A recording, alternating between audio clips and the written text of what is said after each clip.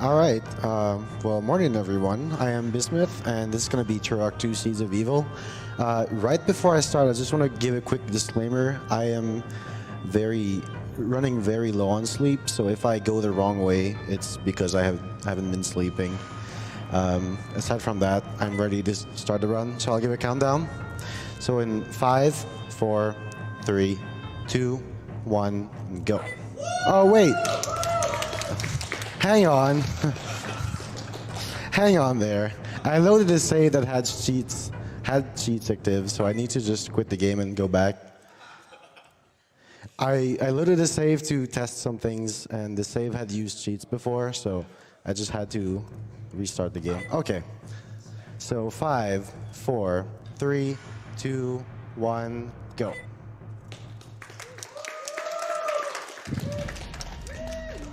The Port of Adia. Alright, so I guess I'll explain right now. The game is split into 6 missions, and we have to, normally you would have to beat all of them to finish the game, but in the remaster, there's a new feature that basically allows you to break everything and only beat the first level. So we're going to beat the first one, and then the other ones we're going to kind of ignore all the mission objectives. Alright, so the first level is called Port of Adia. This is the only level where we're going to do all the mission objectives. The goal is to activate 3 distress beacons, so the first one is right there. Sort of like the Distress beacon activated. Sort of like the intro objective. And the other objective is to rescue 4 children. And once that's done, we're going to be able to finish the level and reach the main hub. Also, I have with me on a Discord voice call one of the developers of the remaster of this game. Hey, how's it going? Hello. So, yeah, I figured we could probably be talking about some of the challenges you had and some of the nice features you added in the remaster that made this this version of the game much different from the original PC port. Yeah, it actually wasn't a direct port. We had the original source code of the game as a reference, but the remaster itself is a completely different engine, and a lot of the gameplay logic and all that was used as a reference, but the basically the renderer, the multiplayer system, all that was redone from scratch. And sorry, and also I was going to say one of the challenges was actually trying to make the game look good while removing all of the limitations that was present on the N64, like the draw distance. And of course, when the draw distance was extended, there was a lot of I guess you would say there's a lot of floating geometry and other stuff that you really weren't supposed to see. So it eventually came to it to where we actually had to update some of the levels to mask out some of that floating geometry. Right. Yeah, one thing I noticed as well in the remaster is that some parts of the levels are also changed a little bit to make them a little less like maze-like and more linear, because the original game was sometimes extremely confusing, and like especially in the Lair of the Blind Ones, a later level that's like completely absurd in the original game. Yeah, that level was it was pretty bad, and not only the Lair of the Blind Ones, but there was another. I think there was a few sections in River of Souls that was slightly altered to be less convoluted, and but at the same time, we didn't want to try to like go overboard with redoing some of these areas, so we try to keep things as intact as possible without having to redo a whole lot of things. But Lair of the Blind Ones was definitely that hub definitely went through some pretty significant changes. Right. Yeah, I noticed because I did play the original PC port a lot. I've been speedrunning this game for about 6 years now, but I played the original PC port, of course, before the remaster, and I could definitely tell that many places, in basically every level except like maybe Death Marshes and Primogen's Lightship, I would say, there are many places that were changed a little bit to make the whole game a little easier to go through. Shotgun saved. Yeah, it wasn't like areas completely redone. It was just a few things that were just turned around, like maybe a few extra hallways were removed, and some things were just rearranged to be a little bit. Well, I hate using the word linear. I didn't want to make it too linear, but at the same time, I didn't want to make it too confusing either. So some of the layout was just rearranged just so it would basically guide you towards each mission objective a little bit more easier without having to get lost. Yeah. One feature that was also added in the remaster is the ledge grabbing, which I'm going to use right there. So I'm going to use the ledge grabbing to skip a little bit of this section, grab here, and then jump on this bridge that should be lower but isn't, but it's still solid anyway. So the ledge grabbing is a nice little add-on that really makes like the speed tech in this game more interesting. There's one here as well that's kind of new stuff that wasn't there in the old game.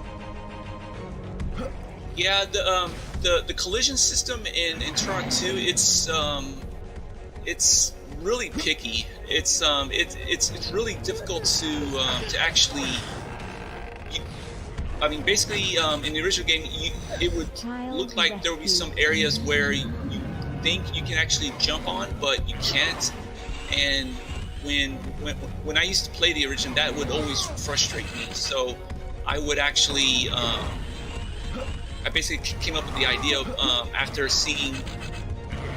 playing Doom 4, I saw that they added this feature where you can mount and climb up on obstacles, and that kind of gave me a basic idea of doing something similar in Turok 2. So it actually started off as an experiment, and eventually it actually started to play out pretty well. So I eventually left that feature in and started to kind of refine it a little bit.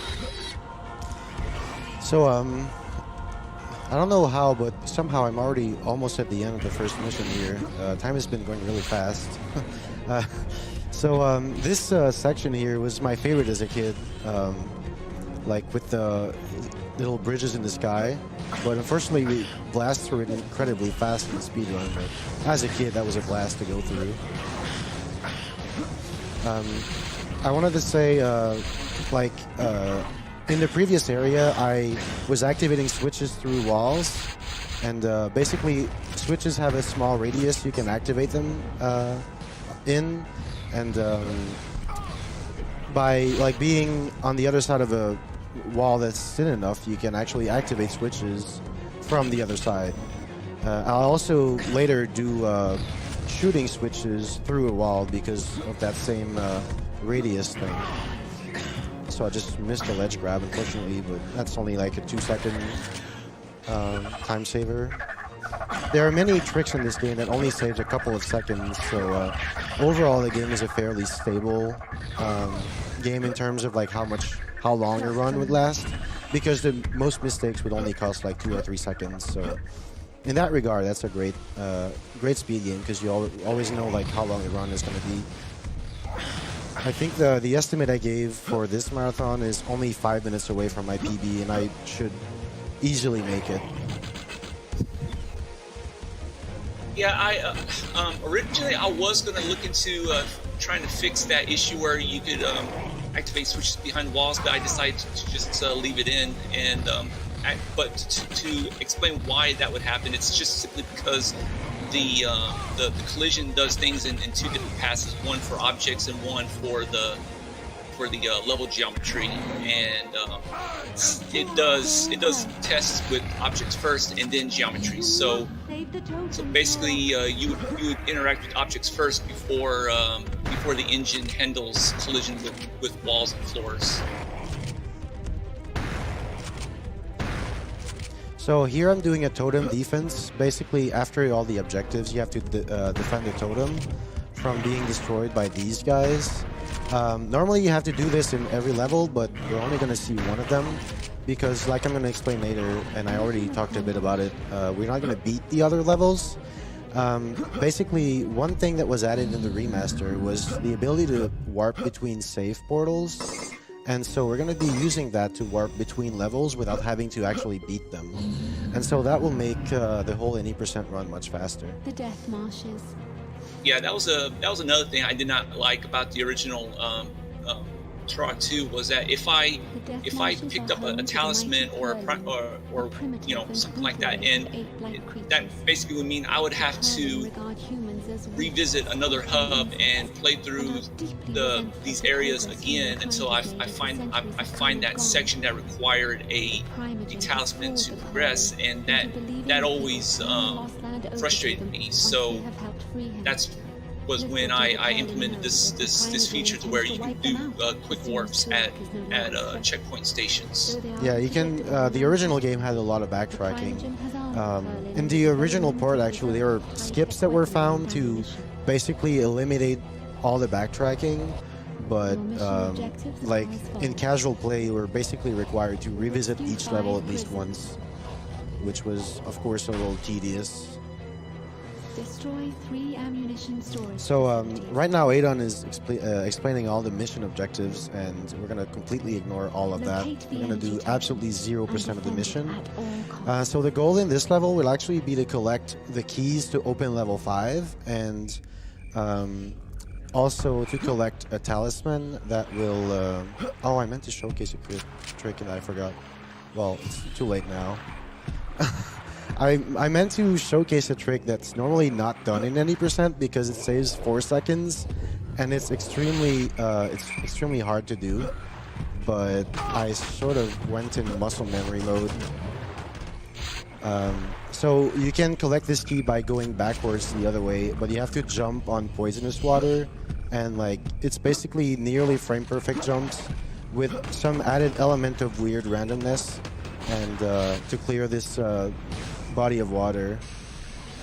Unfortunately, I didn't think of doing it. So yeah, we're gonna do 0% of the mission because all we need is to collect the talisman in this level and collect the keys to open the next level. And we're gonna come back at the end of the run to collect the Primogen key, which is the key that opens, well, one of the keys that opens the final boss. So yeah, so you need like the talisman from another level to come back here to get the key, so that's why the quick warp will be really useful. Otherwise it would take like maybe 20 extra minutes to do all the backtracking at the end. Oh, if you look closely on the left side here, you'll see this T-stance. This guy just doesn't have an animation at the start, so you can see like his T-stance before like he's fully loaded or something.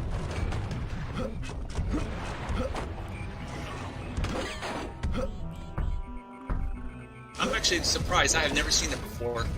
Yeah, I've noticed that a few months ago, and it's just a funny little detail. So normally there's a giant enemy that is going to spawn at the end of this, but if you go around in the green goo there, you can skip that spawn. And also you can skip climbing that tower by jumping here and then jumping here. Ledge grabbing. If you miss that ledge grab, that's one of the worst time losses in the early game, so thankfully I managed to get it first try. I used to save my game there to make sure I wouldn't lose too much time, but I'm no baby anymore. I do it first try every time. Plasma rifle. Sniper capability enabled. Alright, so this level is the shortest in the run. It's actually like probably more than halfway done already. At the end of this long bridge, it's going to be 2 giant enemies that we have to kill. But thanks to explosive shells, we're going to kill them in 1 hit. Explosive shells are like extremely broken, especially in the remaster. They were really good in the old game, but in the remaster they're like kind of ridiculously broken. One detail about the explosive shells, basically the shredder is a weapon that if you fire, it fires a beam and then the beam splits into different like smaller beams. But with the explosive ammo, what it does is, what it does with the explosive ammo is it just like bounces the same beam for maybe like 20 bounces or something. And I don't know if it was intentional or not, but on each bounce the explosion triggers again. And so like if you shoot the explosive shell in a small room, then it's just gonna fill the entire room with explosion. And so it kills pretty much every living thing in that room, except you, of course.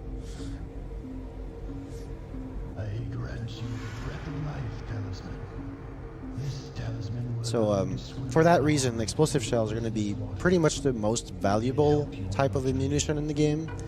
Throughout the run, I'll be counting my explosive shells. I really need to not use too many of them, especially in the later levels. Each and every one of them has a purpose, and wasting one can be very problematic sometimes. Also, here I just turned on the map. I'll be using that a little bit more later. It just kind of helps me seeing exactly where the walls are so I can take the best lines. Alright, that's a neat little skip. Here I used a trick where I saved the game and then loaded it again. That allows me to go through this door as soon as it starts opening and saves a few seconds. Basically, if you quick save and quick load in one area, as long as you stay within that area, all the doors that are currently opening but aren't fully opened yet, you can just go through them instead of having to wait for like the collision to leave to be like far enough removed that you can go through. It doesn't really save time in most of the run, but there are some areas where it does. Alright, so we're done with this level for now. We're gonna come back at the very end of the run. So we collected all the keys we needed to open level 5.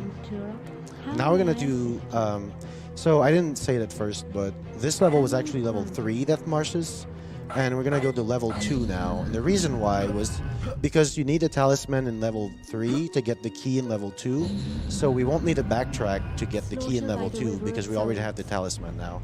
And it's not like a special like sequence break or anything, it's just something the game allows you to do because it gives you the keys to level 2 and 3 at the very beginning in level 1. So it's just like a different level route you can take, even in casual play if you want. Purify the water of the River of Souls. On the very shores of the deadly river, a mighty city sprang forth. I really like this level. River of Souls is my favorite level. I really like the music, I really like the setting. I think it's really one of the most well-made level in the game. Remastered was once home to a formidable army, but decades of peace and prosperity saw little need for a large military presence. I'm actually surprised that they never added like another section to where you can ride the riding gun and shoot things. It's only at the beginning of the River of Souls and that's it. Yeah, and it's like definitely the moment where you feel the most badass in the game, and of course because this is a speedrun, this is a no fun zone, so we're not gonna actually take the riding gun because going by foot is much faster. However, it requires a lot of explosive shells, and like I said, they're really valuable, so I'm gonna make sure to not miss any shots. But yeah, the first section is usually the riding gun section. You can see the giant dinosaur right there at the beginning, but I'm gonna ignore him and just go on my merry way by foot. So I'm gonna be shooting these turrets with my own hands.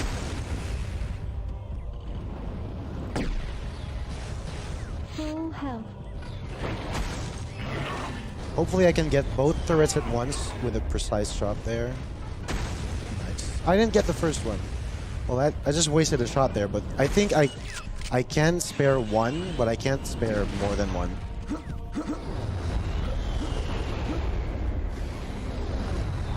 So that was my only mistake allowed in this section.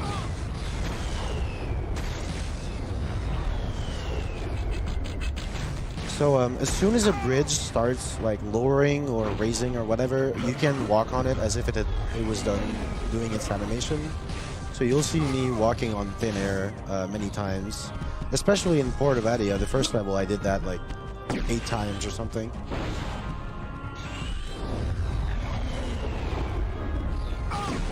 Sometimes there are also bridges that you can lower, but the game expects you to lower it before trying to cross it, so you don't even have to lower it, and it's just gonna let you through anyway.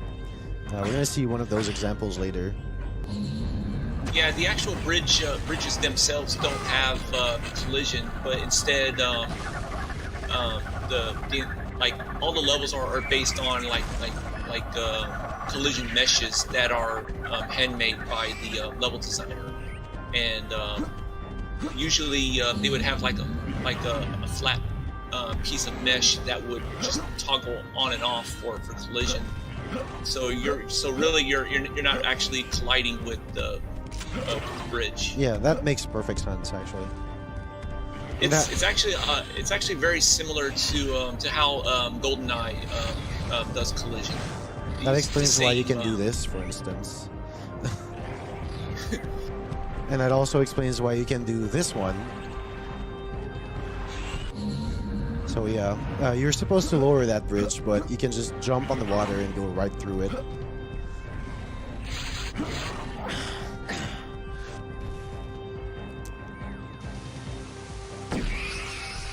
That raptor never saw it coming.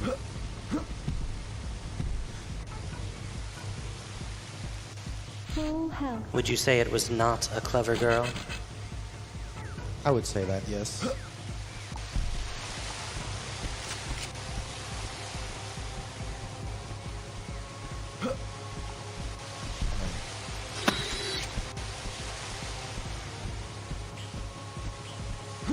It's nice that we can finally see the full scope of this area, because on the original version, the draw distance was so short that you could not even see half of it. Yeah, surprisingly, the levels in Turok 2 are actually pretty large. But, Yes, they are. But the draw distance, it just makes it feel so claustrophobic. Yeah, it really feels like the game was so limited by the hardware at the time that the remaster is really like giving what the game should have, like giving the game the full potential it should have been using all this time. It's basically what Turok 2 should have been from the first release, I would say. It's like what the game should have been. It's really all I can say about the remaster. I'm really happy about the remaster. It really made what I thought was a good but flawed game into a great game. Okay, so here you can you'll see a really good example of why the explosive shells are really broken. So this you'd have to shoot it like 10 times, but by shooting like that, you just destroyed it in one hit. So like the explosive shell just bounced up and down on the ceiling and on the floor, and it did like one explosion on every hit. So it just did like 20 explosions in a row and blew up the objective in one single shell. I'm almost positive you can actually do that on the N64 as well. Well, the thing is, I'm not entirely sure the N64 version has explosions on every bounce, but I might be mistaken because it's been a long time since I played it. I know if we could do that before, then I wasn't aware of that speed strat.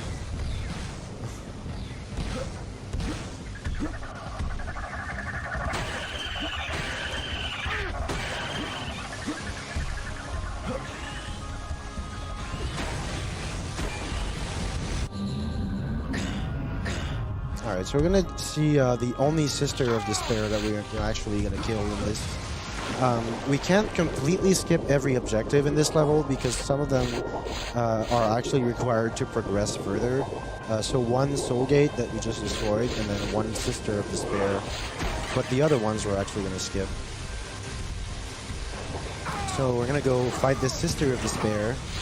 and then that will let us progress to the next section. That was one of the things that was changed, because you used to be able to like completely go by the Sister of Despair. If you took one wrong path, you would one wrong turn. I mean, you would just like never know the sister was there and completely miss the objective.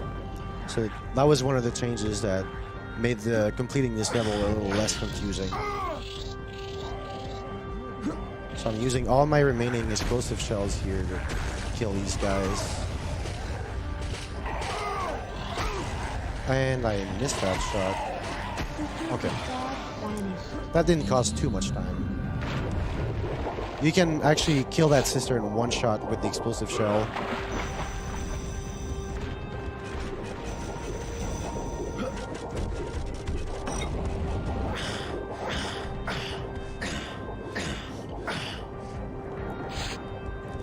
In this section, it's a little more like just going through tunnels, but the next one after will be the second to last area of the level. So we're actually already reaching the end of River of Souls here. You would normally see the second Sister of Despair over on the left pretty soon, but we're gonna ignore that one because we don't need to actually complete the missions. We really are only going for the level keys here. And since we do have the talisman from level 3, now we can actually get the Primogen key without having to backtrack, so we're going to do that as well.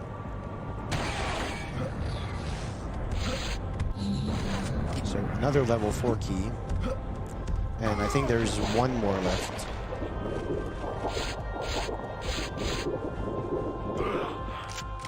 Okay, got the explosive shells refill, got 3 more, so I can kill this guy in one hit. He had no chance.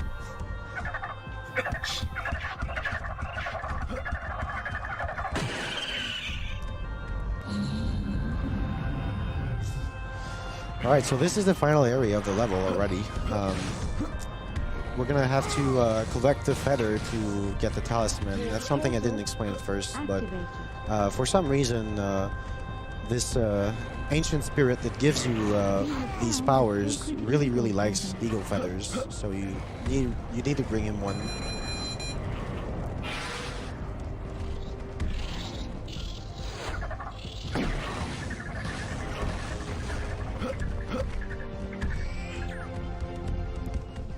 So before we do that, we just need to get the last level 4 key, which is behind this next door.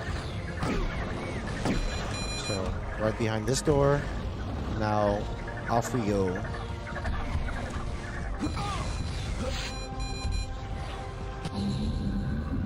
Alright. As you can see, everything is in 3D except the 2D non-moving sprite of the feather. I don't know what they were. I don't know what who they were trying to fool with that one, but I don't think it's working. Yeah, I never really understood that myself. It's a little similar to the trees in Super Mario 64 that are actually sprites, except this one is a little more obvious.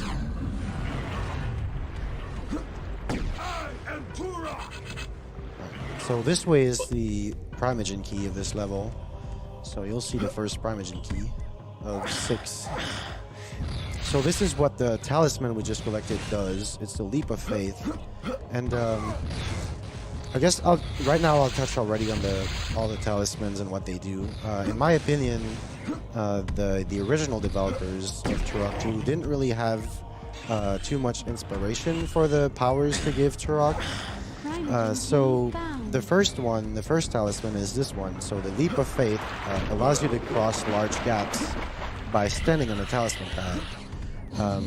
And then the talisman from level 4 lets you cross lava by standing on the talisman pad. And the talisman from the 5th level will let you cross large gaps by standing on a talisman pad. And the talisman from level 6 will let you cross large gaps, not only by standing on the talisman pads, but also by walking on this magical path across the large gap. So, as you can see, there's sort of like a common theme of crossing large gaps by standing on a talisman pad. It's basically what every single talisman in the game will allow you to do. The mantids are incapable of pity, remorse. I feel like they could have at least thought a little more creative ways to give you powers than crossing gaps. By promising to give them ripe new worlds to infest. The first world on their list is Earth. So, yeah, this level coming up is Hive of the Mantids, and it is, in my opinion, the hardest level, both casually and for the speedrun. There are a lot of precise tricks, well, not really precise tricks, but precise shots, and with short timing windows, and the explosive shells are extremely precious in this level. So I might do a little bit of safety quick saves just in case I miss some shots, so I'm not wasting too many explosive shells, because that could lose a lot of time.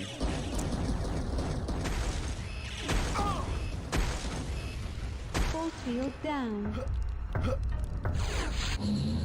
So because the bottom of these walls is curved, if you crouch, you have a short window where you can shoot through the bottom of the wall.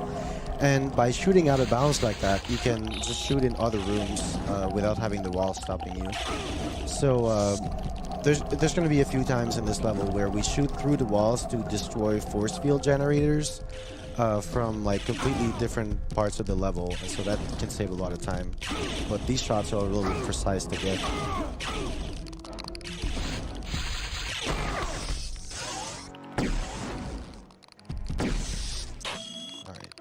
So far, so good.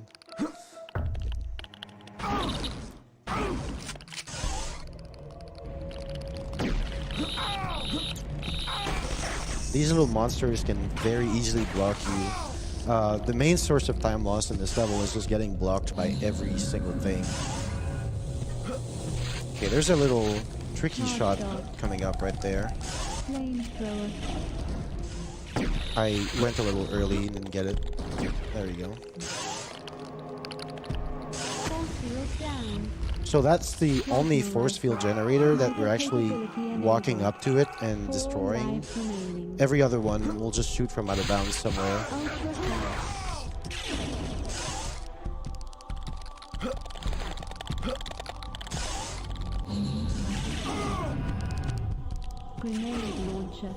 This is one of the most annoying rooms in the level.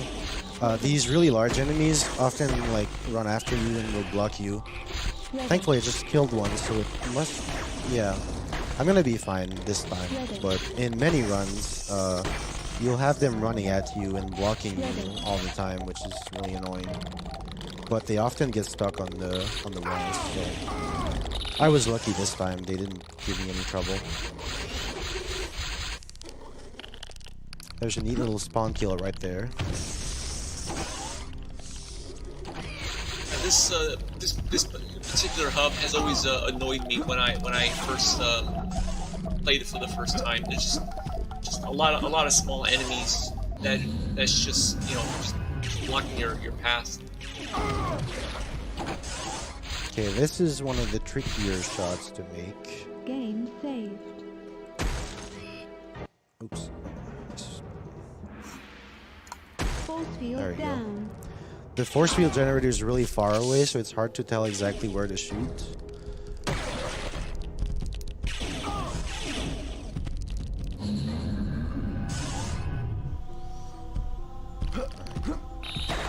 Shall I go ahead with some donations? Yeah, if you want. Sure. Got $15 from Teeny. It's been a very long time since I've been able to donate. Lost my grandma to breast cancer 23 years ago, and lost a friend to cancer almost 7 years ago. Thank you to everyone for all the hard work you put forward to help fight cancer. Nice. That elevator cycle is pretty hard to make, and I had a kind of a slow start to this area, so I was hoping I'd get it. Firestorm cannon. Force field down. So you can also shoot through the floor by crouching like that if you stand in the right spot. Also, there's a switch behind that. We can't see it, but there's... Portal activated. It activates the portal to get the talisman, and by death warping there, we can just reach that talisman faster.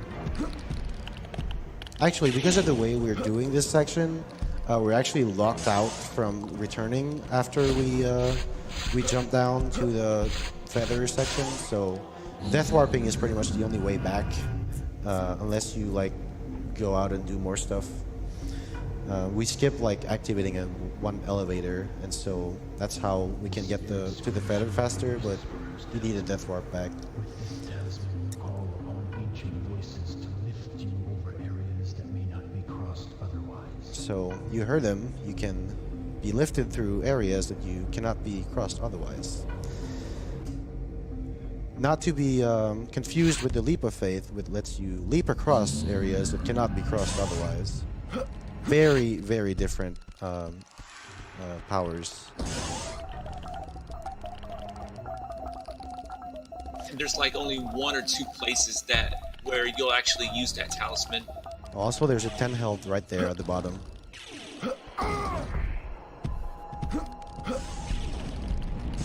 Need a grenade launcher here.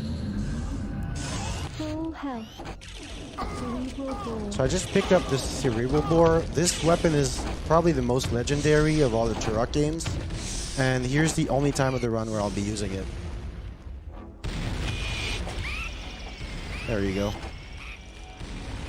So while it's an amazing weapon, the main problem for the speedrun is that it takes like 5 seconds to kill the enemy, but it assures one shot kill every time. It takes a long time. So because it takes such a long time to kill the enemies, it's just not practical. All right, we got this tricky shot, and we might make this cycle. No, this cycle is definitely the hardest to make.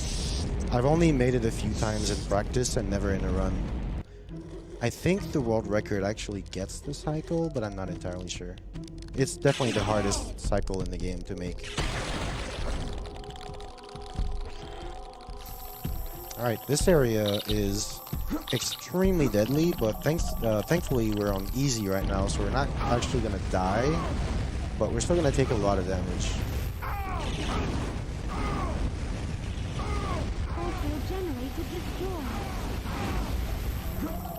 I still took 60 something damage from this area. Normally on any other difficulty I would have been dead. Yeah, and surprisingly enough, those specific turrets are like the only thing that actually deals like actual significant damage. Right. Also, this is a tunnel of bad video quality. So no matter what bitrate you're using, whenever you enter that tunnel, the video quality will be terrible.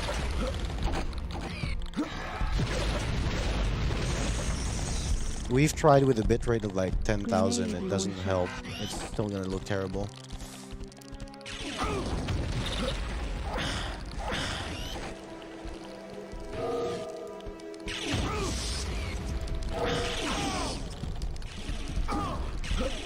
Shall I drop a quick donation? Sure, yes. Yeah, $15 from Anonymous. Just says, great job running this event, even in the sleepy hours. Okay, so here is a special chamber where there's a queen embryo, but again, we're not doing the actual mission, so we're skipping that chamber. But if you go in the middle, you can kill one of the queen embryos, and that's part of the objectives. And with that, we're pretty much done with Hive of the Demented, so we have 2 levels left, and then the backtracking.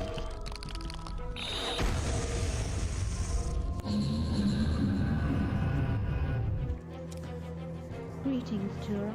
How may I assist you? So I'm gonna refill on ammo, and granted. off we go. So the Whispers talisman is actually the Whispers is the one we picked up in Hive of the Dementeds, the last one. The Whispers talisman is actually by far the worst. So in the hardcore category of this game, enemies deal 8 times more damage and also have 4 times more health than on this category. And so basically, like, whenever I'm below 90 health, that means I would probably have been dead otherwise in hardcore. In the start of Lair of the Blind Ones, you use the Whisper's Talisman, and there are enemies that are like out of reach for you to kill them before you use the talisman. But then once you use the talisman, you'll see you spend like 10 seconds of being unable to do anything while they shoot at you. And in hardcore, they'll just kill you without being able to do anything about it. Which is why, in my opinion, Whispers is a terrible power to have. Thankfully, though, I don't remember who exactly, but somebody figured out a strat to unload one of the enemies here, and so you can actually live through this section in hardcore, but you have to like hug a specific wall to never trigger the enemy loading. So like, if I was on hardcore, in this section here, I would have lost probably around like 160 health. This guy is dealing 40 damage per hit on hardcore.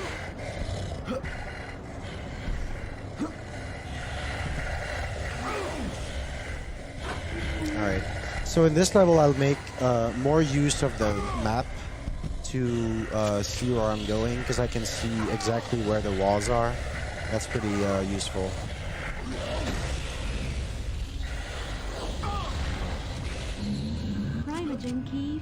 Alright, so since we had the talisman from level 5, we did that level before level 4 so we could have it. We won't need to backtrack in this level because we already have the talisman, the Primogen key, I mean.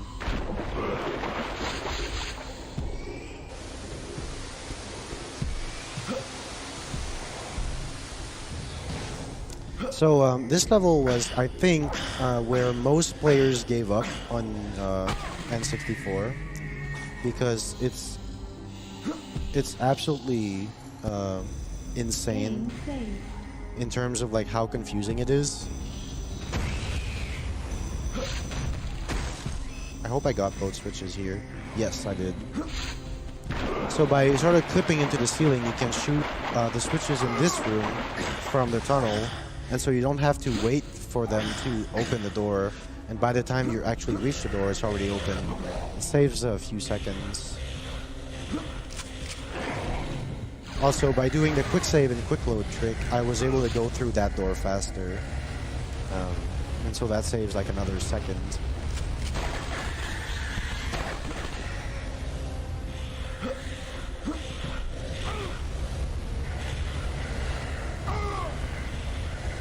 My health is getting pretty low here, but I'm not too worried because there's a full health coming up.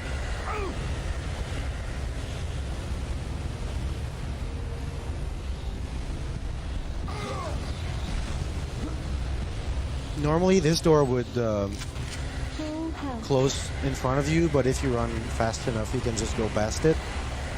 In the latest version of the game, that's actually been fixed, but I'm playing on the version that's the first patch.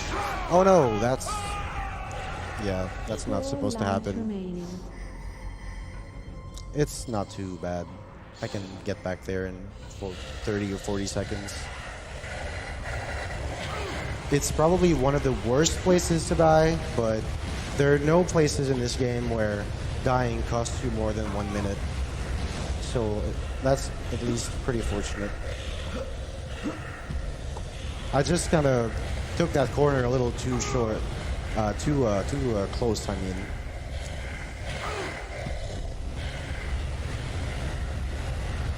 Got some donations while you get there if you'd like. Yeah, sure.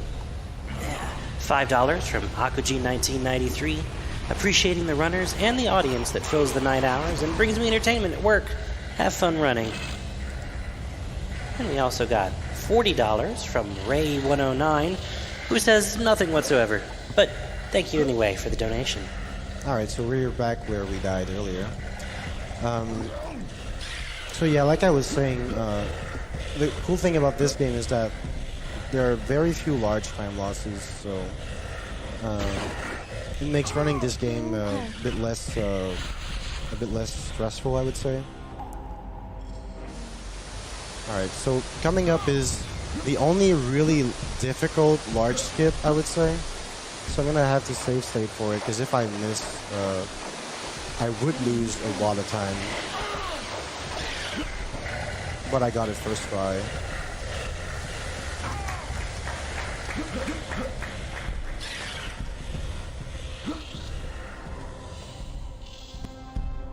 Alright, in this area you can shoot in the ceiling there to activate a switch down the tunnel.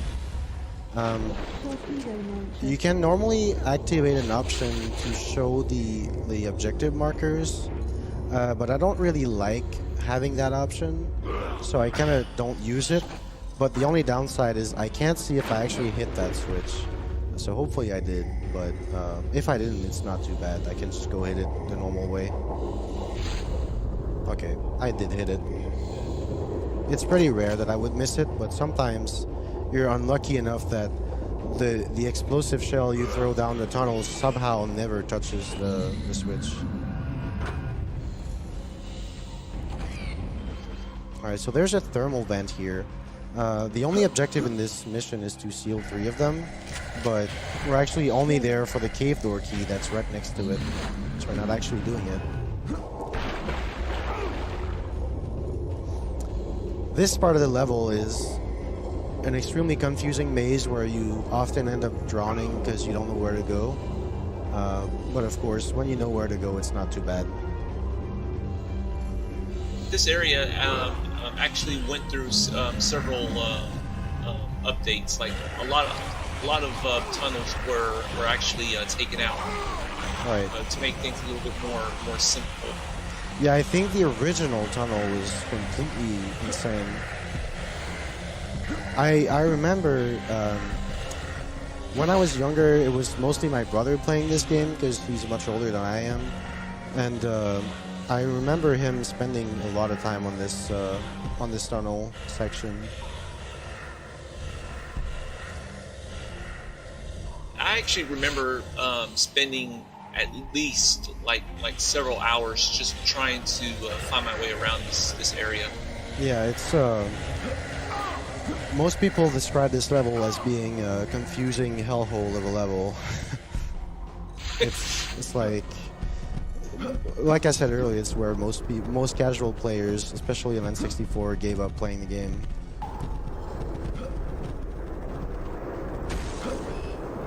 So the talisman in level 4 allows you to walk on lava, but as you will see right there, it's not really necessary because you can just jump over lava, no problem. So yeah, talisman in level 4 is so useless we don't even need to get it at all. I am Turok!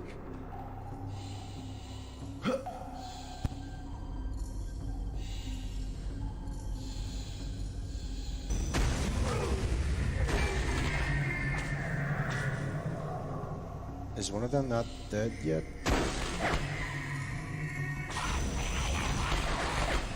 I think it's probably the first time that I see the explosive shell in this room not taking out 2 of them.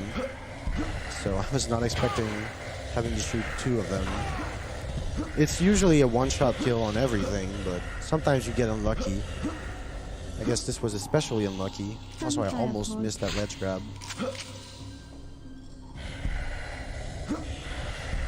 Shredder.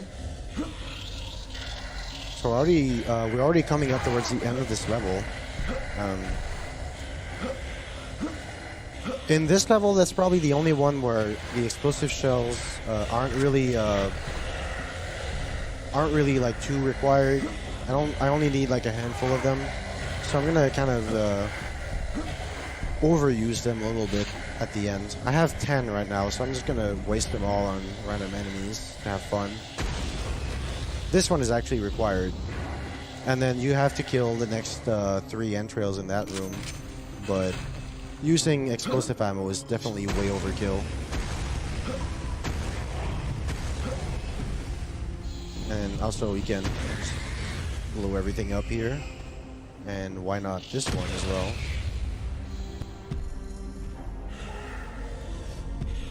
In that area was a mission objective, so we can just go right past it.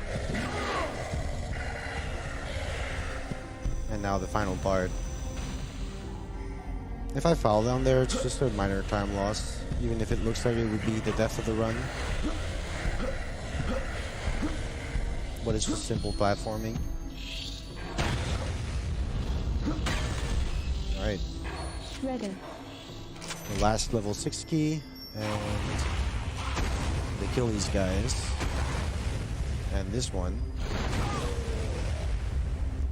Now, yeah, something I kind of forgot to explain. When you fail the level, it brings you back to the beginning, and it's often the fastest way to reach the closest save portal. So that's why I've been doing that in most levels. Greetings, Turok. So now How we're may I going to the last level of the game, Primogen's Lightship. Anna Grant. Primogen being the main enemy in the game and the final boss, so that is his lightship. This is, I think, the longest level. It's split into 4 sections, and the main objective in this level will be to get the Primogen Key 6, which is normally the last one you would need, but we'll get it before backtracking, so it's actually not the last one we're getting. I don't know if I'm speaking loud enough to be covering what Aiden is saying right now, but basically the level is split in 4 sections, and each section has one switch you need to press, and if you press all 4 switches, then that lowers the force field on Primogen Key 6. The thing with each of the switches is that they are locked behind areas that you need the talismans to cross, and so you'll need the talismans from the previous level, but also the talisman from this level to get all 4 switches. And so in each section, my goal will be to reach that switch, activate it, and then progress to the next one. The thing is, the switch that needs the talisman from this level, of course, is before the point where you get the talisman, so we will have to do some backtracking within the level. But I'll point out each of these 4 switches as I get to them. They're all fairly obvious because they all have these talismans pad right next to them. The river of souls will go pure for the first time. Tens of thousands would benefit from its clean, cool water. And yet Adon never mentions any of this. Right. She only talks about some random whatever. I don't listen to her. She's misleading me, trying to get me to do fetch quests or something. So the warp pads in this level are a little different. There's sort of these elevators you have to activate before you take them. In this level I use a map a lot to know exactly where the walls are, but also to not get lost. And I actually went the wrong way, of course. So, like I said at the very beginning of this run, I am currently very tired, and so it is quite likely that in this level I go the wrong way a few times. This level is a little confusing, I would say. So when someone has had 4 hours of sleep, like 24 hours ago, going the right way everywhere is not going to happen.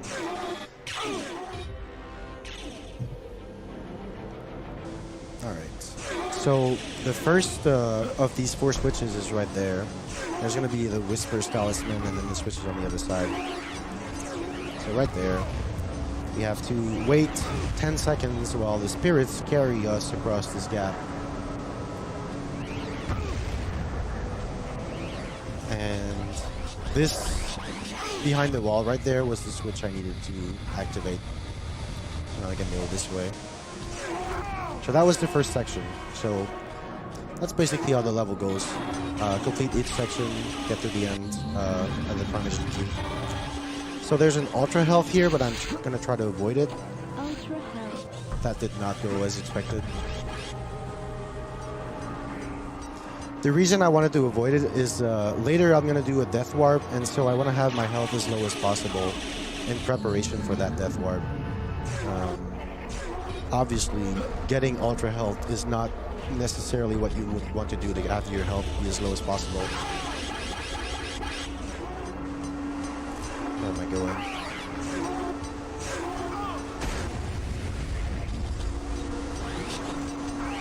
in this area, if you fall in the middle, you're like permanently stuck until you die. So you gotta make sure not to do that.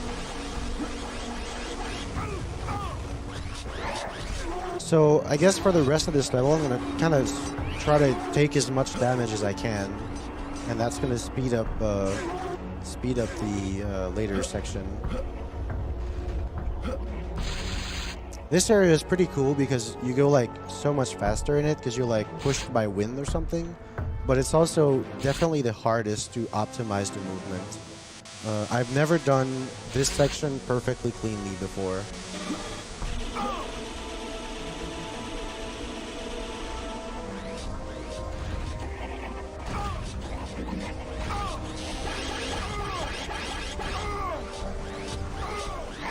Shall I hop in with a donation? Yeah, of course. Got $5 from just another Twitter user. This is for J. Dos Santos 2110 on Twitter, who made a tweet about their grandpa being diagnosed recently with cancer, and had a lovely message about being grateful for all that GDQ does. They mentioned they couldn't donate this year, so, although it isn't much, this is for you and your grandpa. I wish him and your family all the best.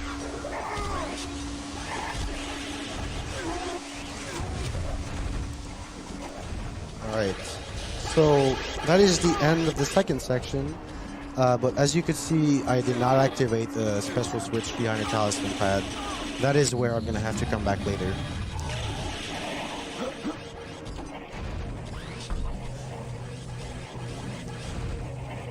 And now if we go to the third section.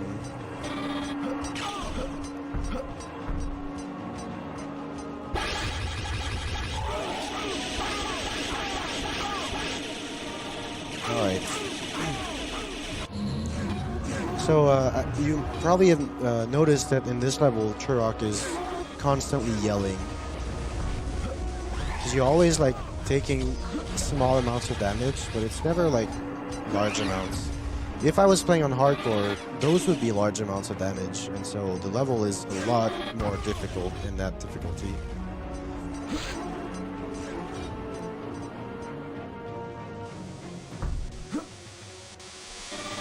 I'd like to give shoutouts to the Turok 2 speedrunning community, especially to Growth Cassidy, who holds the world record in this game.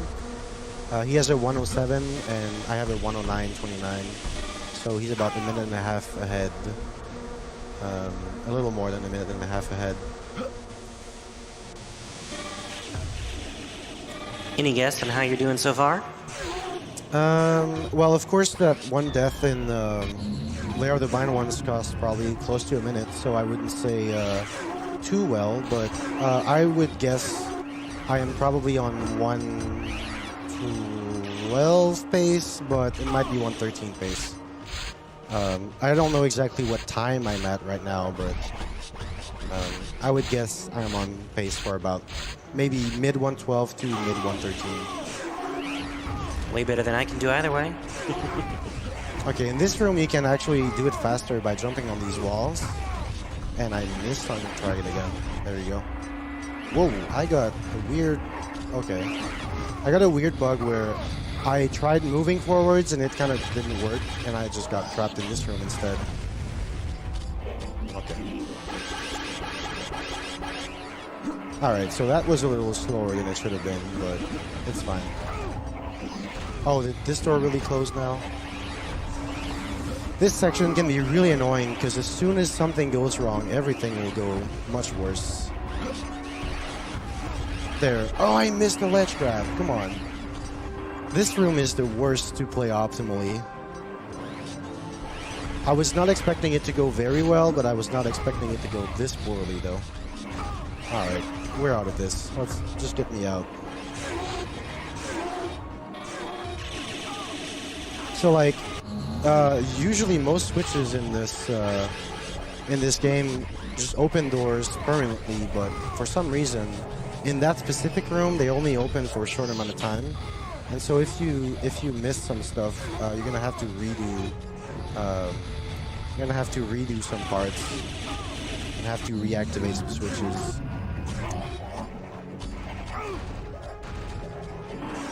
Okay, so we are in the final area of this level. This is where we'll get the talisman to get the final switch as well. This next area is it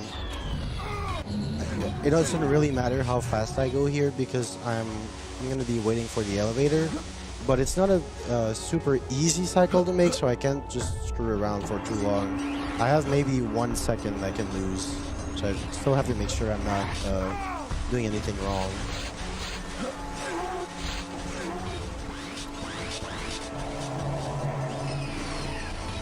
Alright, if I see the elevator moving, there you go.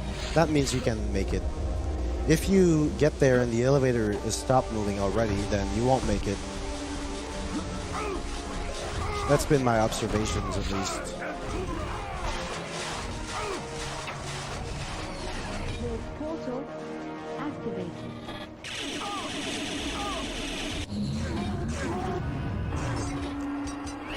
Alright, so here's actually one of the mission objectives.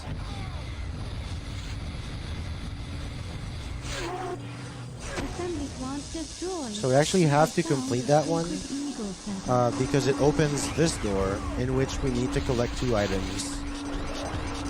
These 2 things will let us reach the switch in this area. But aside from that, we, again, don't really need to complete any of the mission objectives. There's another category in this game. Aside from the difficulty setting, there's also 100%. Whoa, I went too far. Okay. In the 100% category, you do need to complete every mission objective, and you also need to collect every weapon. 2 weapons can be very easily skipped. The tranquilizer gun and the bigger one is the nuclear weapon, the nuke. For that one, you need to go in the fake portals, the Oblivion portals, and fight a bunch of Oblivion monsters. And then at the end, you get rewarded with a part of the nuke weapon. And when you have all 6 of them, you have the nuke, which is, well, I guess just the name probably gives you a good idea of how powerful that weapon is. The only thing is, it's not really effective against bosses, which would probably be the best use for the weapon. So in practicality, it's not really that much of a good weapon. It's sort of that thing that's like incredibly awesome, but you realize it's actually not really awesome. Alright, so here I can actually try to take a little bit of damage, but just not too much. TFM line. Okay, that was less than I should have taken, but at least I didn't kill myself, which was something I was trying to avoid. So in preparation for the death warp, I'm trying to get my health as low as possible, but I also have to be careful not to get it so low that I die before the death warp. So I'm gonna be on the cautious side here with 95. I could probably be at around 40 and still be fine here.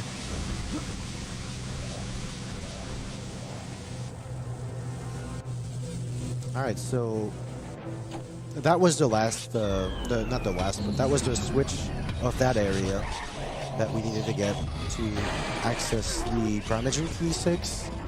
And now there's only one more to get, which is all the way back in the second area, which I'm going to go to right now.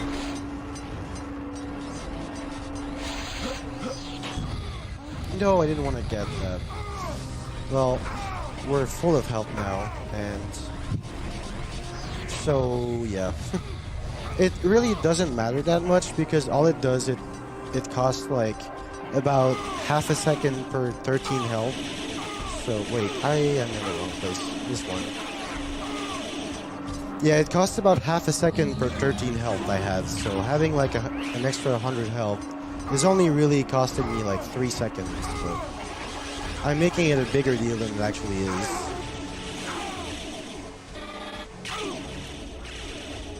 Let's just say all the health management in the world would save much less time than not falling in the Lair of the Blind Ones like I did. So it really doesn't really matter in the long run. Alright, so this is the Eye of Truth talisman. Lets me cross large gaps again.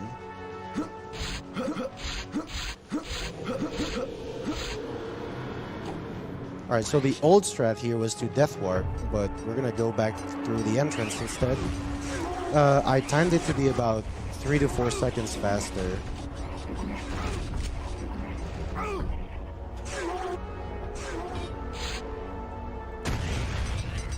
Got a donation if you'd like. Yeah, of course. We've got $5 from Evan Kirstens. I'm loving this Turok 2 run. So glad Turok 1 and 2 got a remaster. Figured it'd be good to have that one on while the dev's on.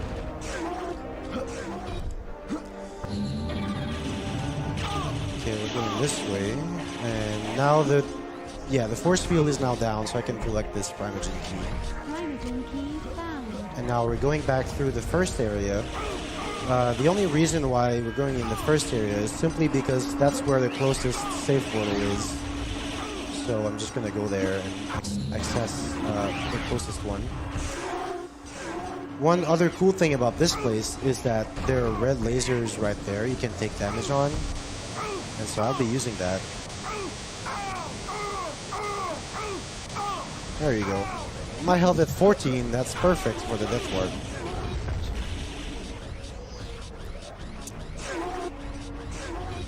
Alright, so now I just gotta be a little careful not to die before it's time, but that should not happen. How may I assist you?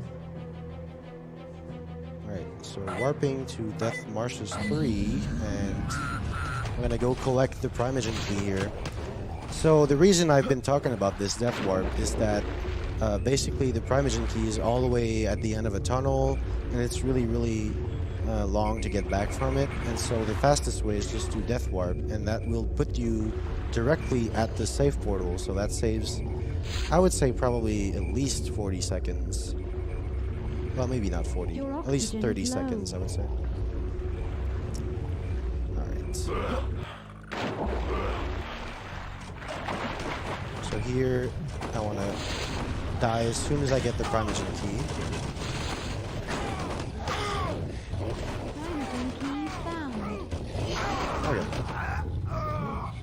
And now, back in the save portal.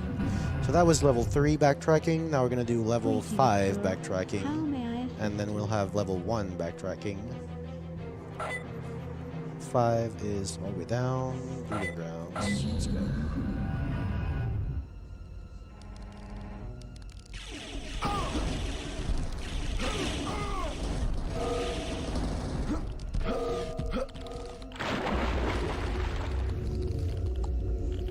If I may.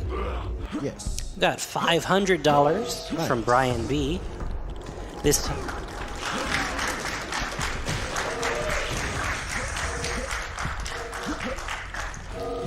time last year, I lost my uncle to cancer, and it hit my family pretty hard.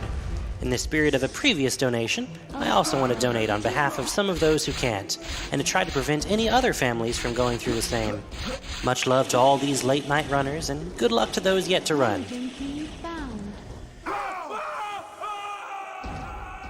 5 lives remaining. Alright, that's Primogen key 5, and now we got only 1 left. We're going to be able to fight Primogen, which, of course, that's not something the Remastered developers are at fault for, but in my opinion, the Primogen is one of the worst final bosses you can possibly find. And you'll see why later. I think every speedrunner of this game complains about the final boss all the time. One of the main reasons why Growth Cassie's run is 1.5 minutes faster than mine is because his final boss patterns were so absurdly good that he saved like 30 seconds for free, I think it was. And so that's like a major part of the giant time save. But I mean, of course, the rest of the run was also much better than mine. I'm not trying to downplay his run, but I'd say about 1/3 of the time save just came from RNG on the final boss. So it's part of the reason why we're not really a fan of that fight. You can play a really, really good run and then get awful patterns, and you would lose so much more than everything you've gained by playing well. Alright, so we're done with all the Primogen keys. It's gonna be the time for final boss. Greetings, Turok. So at this point, I got about 4.5 minutes left of the run. Ammo granted. We tried to figure out like what exactly triggers these patterns with the final boss, but bottom of the line is we have no idea what the hell is going on with that. Sometimes It's actually all random. It would just pick a pattern, and then it would just it would just basically pick a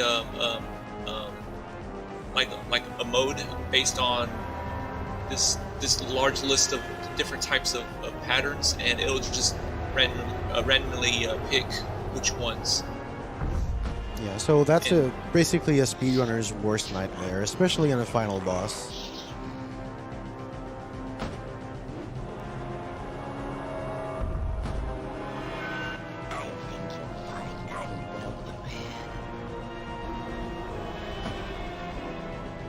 Alright. So in this boss, basically we'll be waiting for him to be done dancing in this little cockpit here. And then when he comes out, we're gonna blast him off with these things, little explosive shells.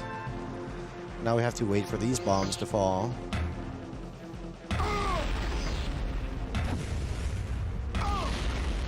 And now these little tiny planes are gonna come out and we have to kill them all.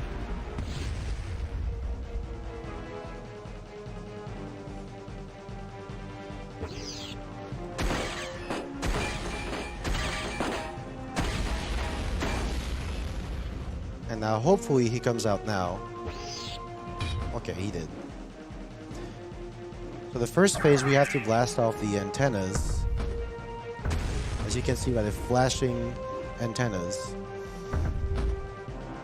Now he's gonna try to regen, but we're not letting him do that.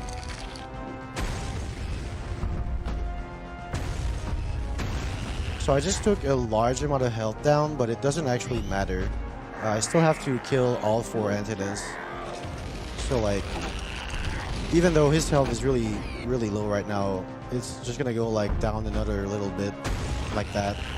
And then there's another phase of regen that I have to cancel.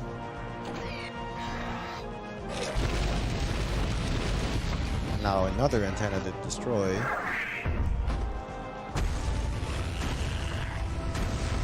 And now one last round of regen interruption. I was lucky enough that he landed right next to his little control panel, so it's gonna take much less time to actually reach it. That's another bit of RNG that can save you some time if you're lucky enough.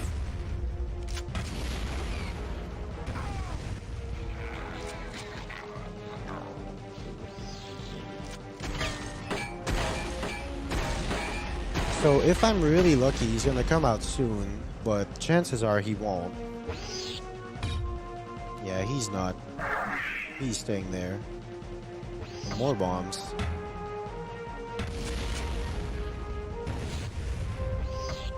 And oh, he is coming out now.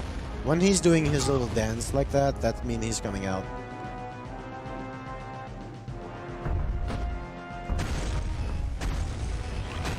I can't aim. There you go.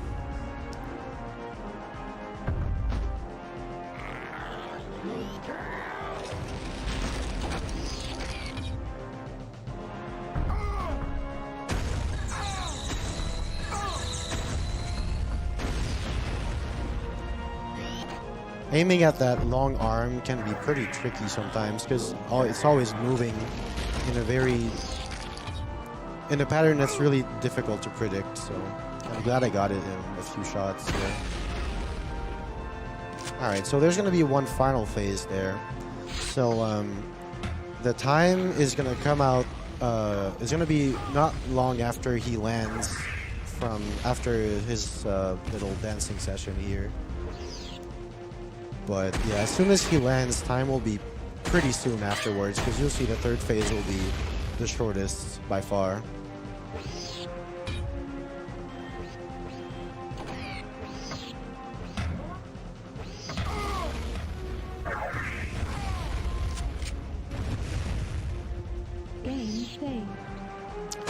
figured I would save my game just in case something horrible happens.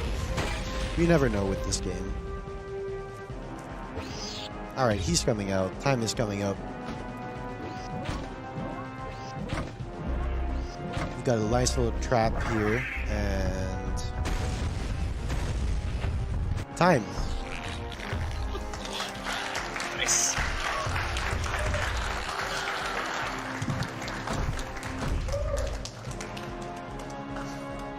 So yeah, while I still have the mic, I'd like to give huge shoutouts to the dev team at Night Dive for the remaster, and also the Turok 2 speedrunning community, including like I talked about, Growth Cassie, who holds the record in this category, but also Behemoth, who runs Hardcore and has the record in it. He's the same Behemoth who does Super Metroid runs as well. You may know him already. I'd also give shoutouts to Bakba Soup. He also submitted this game, but yeah, his PB is really close to mine, so it was sort of a close race for the GDQ submission. But he's also a really good runner, and a really good runner of Resident Evil games. And there are other runners in the community, like wow, I'm forgetting his name. But there's someone who like discovers all these really neat tricks, like all these shots in the Hive of the Mantids, but I'm too tired. I'm sorry, I can't remember your name. I'm really tired. But yeah, also a great runner and really great contributor to the speed game with all the tricks he found. Probably the runner with the most tricks found for the general any percent run.